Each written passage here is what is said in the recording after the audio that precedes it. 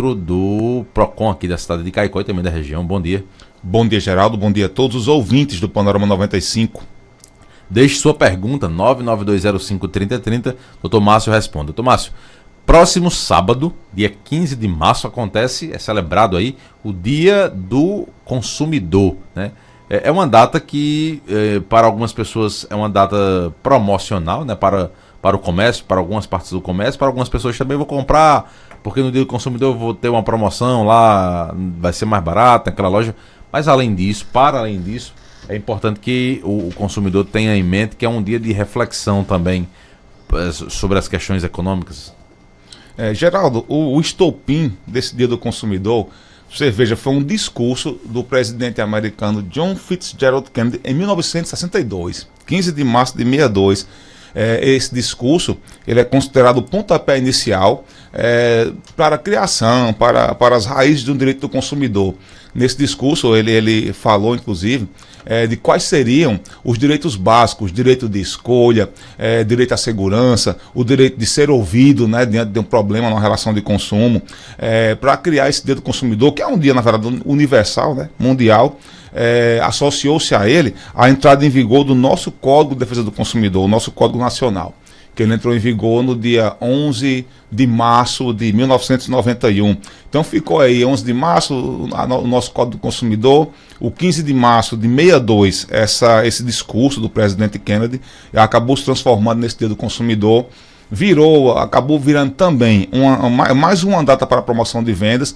Hoje você vê quem costuma comprar pelas redes sociais, costuma comprar por sites, esse tipo de coisa, os e-commerces que hoje tanto acontecem, até em lojas físicas, né, de grande porte. Você tem Semana do Consumidor, às vezes o mês do consumidor, o mês de março é o mês inteiro do consumidor. Virou mais uma promoção de vendas, né? É uma Black Friday no primeiro semestre do ano, não no fim do ano. Para os órgãos de proteção e defesa do consumidor, para quem trabalha com a proteção do consumidor, deveria ser, e deve ser, isso acontece muito, um mês de conscientização, um mês de divulgação desses direitos básicos do consumidor que ainda são tão desconhecidos. Eu relato, Geraldo, a importância de um espaço como esse, né, um espaço de divulgação que foi dado. Estamos aqui há mais de 10 anos com essa divulgação aí semanal do direito do consumidor. Então isso é muito importante. Quantas pessoas nós encontramos aí nas ruas que falam que conseguiram resolver um problema por causa de uma pergunta respondida aqui na rádio, por causa de um relato, de um caso que foi relatado, coisas do tipo. Então o direito do consumidor ele ainda necessita dessa divulgação, ele tem que ser explanado. Seria muito bom, por exemplo, que nós conseguíssemos aí, com um pouco mais de esforço no futuro, que fosse um mês de palestras em escolas, palestras em repartições públicas, palestras em igrejas, inclusive, relatando, divulgando esse direito, que não existe um ser humano que não seja consumidor. Você veja, Geraldo, que você, desde o ventre da sua mãe, você é consumidor no mínimo, de um ambiente sadio, de um ambiente equilibrado. Você veja alguém que, se existir ainda, que eu acho que existe, pessoas isoladas do mundo, como chamamos de tribos, comunidades isoladas, sem contato com ninguém, aquela comunidade que às vezes nem sabe da existência de outras pessoas e nós não sabemos também da existência deles. Aquelas pessoas são também consumidoras de um meio ambiente sadio e equilibrado. Eles podem ser vítimas de crimes contra o consumidor, cometidos, por exemplo, por uma fábrica distante milhares de quilômetros que jogam resíduos no leito de um rio, que poluem o ar, a atmosfera. Então não existe hoje, né? Você, desde o momento da concepção até post-mortem, desde a compra de um preservativo até um contrato com um cemitério, né, num post-mortem aí, você é consumidor. Então é um direito que eu desejo que no futuro ele seja matéria escolar, seja ensinada. Algumas escolas aí trabalham com a economia doméstica, que é direito do consumidor também. Então nós lutamos. Em alguns países aí. Já acontece isso? Já acontece, a economia doméstica, até no Brasil acontece em algumas escolas privadas. Isso tem que cair, tem que vir também para o ensino público, né? Eu espero que isso aconteça um dia, porque faz falta. Nós que trabalhamos com isso no dia a dia, nós que recebemos pessoas desesperadas com algumas situações, você veja uma situação tão grave que leva pessoas, em alguns casos extremos, a tirarem a vida. Pessoas envolvidas com problemas bancários, problemas com empréstimo, bancos aí que conseguem, eu chamo de furtar, de usurpar, de roubar pessoas ali nos seus vencimentos previdenciários, relegando pessoas a situações de miséria. Isso, infelizmente, é muito comum. Então, tudo isso nasce do direito do consumidor, isso aí tudo nasce de uma divulgação, nasce de educação, né, educação como um todo, e esse direito ele também deveria entrar nesse ramo da educação, principalmente no poder público. Nós formaríamos com isso consumidores e não consumistas, né, não pessoas consumistas, pessoas que mantêm o consumo equilibrado, saudável, e não pessoas aí que podem estar no futuro enfrentando problemas que elas não pretendiam enfrentar. Às vezes porque tomaram a decisão ruim, às vezes porque foram enganadas, né, ludibriadas. Mas enfim, isso é uma coisa que nós realmente esperamos que venha a acontecer e que não seja num futuro distante, que seja muito próximo. Muito bem, aqui no nosso WhatsApp, o ouvinte diz o seguinte: bom dia, eu gostaria de saber se é correto as lojas aqui de Caicó cobrarem o preço de a prazo nas compras pago no débito, ou no caso de compras para o vencimento. Eles estão cobrando o mesmo valor que dividem em parcelas, e se for ilegal, como faço para denunciar? Aqui em Caicó, todas as lojas cobram preço de a prazo, mesmo a gente pagando no débito. E aí, doutor Márcio? Geraldo, nós temos uma grande dificuldade com essa situação, porque durante muitos anos de duração, por exemplo, de existência do nosso Código do Consumidor, essa prática seria proibida, né?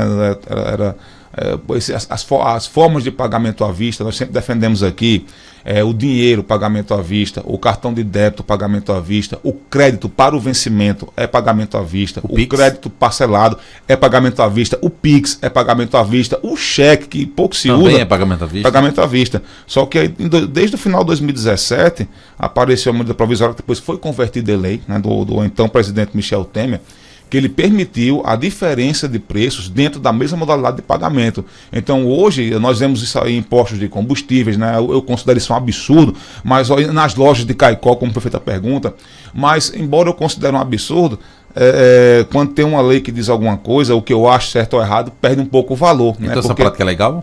É uma prática permitida pela lei. Não vou chamar de legal não, porque eu não concordo com a prática, mas ela é permitida pela lei. Ou seja, hoje você pode ser cobrado num preço com dinheiro, pode ser cobrado no Pix, pode ser cobrado a prazo com outro valor, ou seja, foi dada uma liberdade muito grande. Nós lutamos hoje, já que existe uma lei que permite essa prática, nós lutamos pelo cumprimento da lei de forma mais favorável ao consumidor, que seria... Quando essa lei fala em diferença de preço, Geraldo, ela fala sempre em diferenças promocionais. O que é que eu entendo com isso? Que é irregular, por exemplo, o lojista expor um preço e no momento do pagamento o consumidor descobrir que a forma que ele escolheu vai gerar um acréscimo naquele preço. Por exemplo, você tem lá um preço exposto que tal produto custa R$100. Pronto. Mas só que quando você vai comprar, descobre que R$100 é no Pix. Ou em alguns casos no dinheiro. Mas aí se você for usar o débito, o crédito, alguns formatos de parcelamento, que inclusive o cartão de crédito parcelado também é à vista, você vai descobrir depois que aquela compra vai custar 105, 110, 120. Então esse aumento de preço, eu considero um aumento de preço sem justa causa. Tanto é que a lei que permite essa diferença de preço, ela não permite o aumento de preço. Ela permite a redução de preço. Então o correto seria o lojista ou qualquer fornecedor expor ali o seu preço mais alto. Esse produto custa R$120. R$120 como? Não, aqui eu divido em 6 de 20, eu divido em tanto, fica assim para o crédito. Agora, se você pagar para o vencimento, eu consigo deixar por 115. Se você pagar no dinheiro, eu consigo deixar por 110. No Pix eu faço 100. Essa prática seria, de acordo com a legislação, no nosso entendimento, correta, né, permitida. Mas infelizmente não é o que acontece. E o lojista ele tem aquela necessidade, aquele afã de expor o preço mais barato por causa da questão da concorrência. Ele não quer jamais colocar um preço que o seu vizinho possa colocar um preço maior. É ruim para ele comercialmente vender um tênis aqui por R$100 e o vizinho vender o mesmo tênis por 90. Então fica essa briga de expor aquele preço. E infelizmente isso causa alguns transtornos aos consumidores na hora do pagamento, né, de acordo com essa modalidade que foi escolhida. Então agora vamos deixar aqui a legislação de lado. Eu sempre digo que o consumidor ele tem o direito de reclamar. Inclusive, esse direito de reclamar, o direito de ser ouvido, é um dos fundamentos basilares do direito do consumidor nesse discurso do presidente Kennedy, do dia 15 de março de 62, de onde se diz que nasceu o direito do consumidor. É o direito de reclamar. Então, a legislação, a lei, a letra fria da lei, aquele que está nos códigos, aquele que está nos livros, para mim é segundo plano.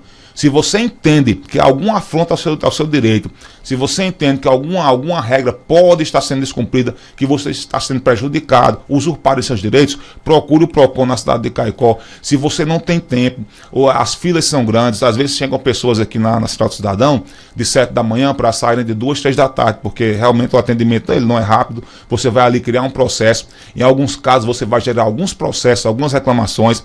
Então você tem também, Geraldo, meios de reclamar pelo seu telefone. Nós temos hoje o consumidor.gov.br, nós temos o Reclame Aqui. Quando é uma questão especificamente financeira, você pode reclamar no site do Banco Central do Brasil. Então tem vários meios ali de reclamação. Caso de preço de combustíveis, existe hoje pelo menos 15 meios governamentais, colocando aí governo federal e o nosso governo estadual para você reclamar de preço, de qualidade, de uma série de coisas. Então, para mim, você reclamar, ter o direito de ser ouvido não é, como nós chamamos, um direito e sim, é uma obrigação do consumidor. Quando você reclama, quando você discute aquilo que você acha que está errado, que está lhe prejudicando e que está errado, e que não está de acordo com a legislação, independentemente de você ser jurista ou não, de você ter um português perfeito ou não, ser estudado ou não, reclame sempre. Quando você reclama, você defende o seu direito, você ajuda o seu direito e você vai ajudar pessoas que você nunca vai conhecer na sua vida. Porque é com essa reclamação que se alicerça o direito, ele deixa de ser letra fria, ele deixa de ser uma palavra escrita num código, num papel e se torna vida real. Então essa reclamação, respondendo a pergunta do ouvinte, se ele quiser reclamar, se ele achar que está errado, pode buscar esses meios. Reclame Aqui, consumidor.gov, ou pode procurar o PROCON aqui na cidade de Caicó. Muito bem, bom dia, doutor Márcio. Comprei uma camisa em um estabelecimento na cidade e quando fui efetuar a troca com a etiqueta, o proprietário não efetuava a troca porque eu tinha experimentado no provador. Está correta essa prática? O que não existe previsto em lei o direito de troca de produto perfeito no estabelecimento comercial. Algumas pessoas criou-se uma falsa ideia de que a loja é obrigada a trocar em 24 horas, 48 horas, 72 horas. Isso não está previsto na lei. A lei ela prevê, Geraldo, o direito de arrependimento quando a compra é feita fora do estabelecimento comercial. A compra na internet, a compra de porta em porta, em domicílio, a compra com mostruário. Então, quando você vai no estabelecimento, você prova aquele produto, você vê aquilo que você está levando, você testa o produto, a lei não prevê o direito de troca, certo? Isso eu estou falando de um produto perfeito. É diferente de você comprar essa camisa, chegar em casa e no primeiro uso ela soltar um fio ali, ou se rasgar, ou um botão cair, ou na primeira lavagem ela desbotar todinha, né? Então isso aí são vícios do produto, que já são outras questões legais. Mas estamos falando do produto perfeito que por algum motivo não agradou o consumidor. Então, para esse caso, existem lojas que trabalham com política de troca, certo? Veja bem, a lei não obriga a esse tipo de troca, mas algumas lojas, inclusive na cidade de Caicó, trabalham. Trocamos o calçado até 15 dias, desde que ele volta com a etiqueta. Então. Agora, veja bem, quando o estabelecimento trabalha com a política de troca, isso vai se tornar uma cláusula contratual. Isso pode estar pregado num cartaz, pode ser um carimbo numa nota fiscal, pode ser verbal com o vendedor. No momento em que o lojista, que o fornecedor desse produto ou serviço, ele afirma que trabalha com essa política de troca, ou de arrependimento, se for o caso, isso vai se tornar uma causa contratual obrigatória, desde que o consumidor cumpra aquelas condições que estão previstas. Quais seriam? Não tirar a etiqueta, como o consumidor falou na pergunta, o ouvinte falou, o produto não apresentar sinais de uso. Algumas lojas, por exemplo, trabalham com a política de troca, mas não trocam peças íntimas, né? Então tem que ver aí se essa loja trabalha, se isso foi discutido, se não houve essa conversa prévia, se não foi exposto pelo lojista essa política de troca, então talvez esse estabelecimento não trabalhe com a política de troca. Então não vai haver uma guarida para esse consumidor, porque não há essa previsão legal. Então qual é a orientação? Se você tem 20 lojas que não trabalham com troca e 5 que trabalham, procure a loja que melhor respalda o seu direito enquanto consumidor. Procure aquela loja que trabalha com a política de troca. Ali você vai ter um direito a mais, que em tese nem estava previsto na legislação, mas se torna uma cláusula contratual obrigatória desde que você deseje trocar e cumpra aquelas condições que foram apresentadas na hora da venda, certo? Então, nesse caso aí, não é a questão de você ter ou não provado a roupa, é a questão daquela loja trabalhar ou não com essa política de troca e de você ter conversado isso no momento da venda. Muito bem, doutor Márcio, muito obrigado pela participação e até a próxima semana. Geraldo, como sempre, eu que agradeço pelo espaço, né? Obrigado pelas perguntas e até a próxima semana, se Deus quiser.